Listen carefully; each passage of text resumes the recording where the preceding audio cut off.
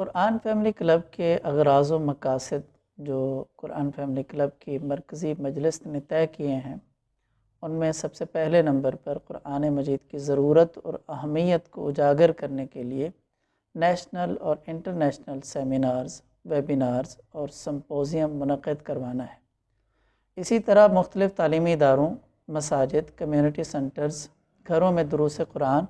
اور مجالس ذکر کا اہتمام کرنا ہے اور تزکیہ کی مختلف شکلوں کو واضح کرنا ہے۔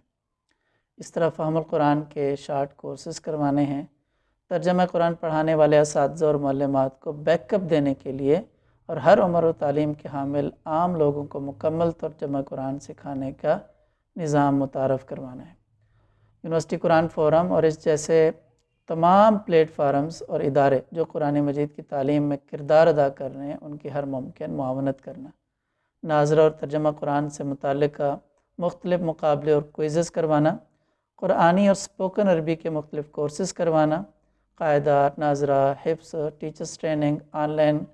کا مقرأ قرآن فیملی کلب، مقرأ پاکستان العالمیہ کے ذریعے اہتمام کروانا، محاصل حسن قرأت کا اہتمام کرنا، گورنمنٹ پاکستان کی تعلیم قرآن کے سلسلے میں جو اسکیمز ہیں ان میں ممکن حد تک معاونت کرنا، سکولز میں، کالج لیولز میں اور یونیورسٹیز میں۔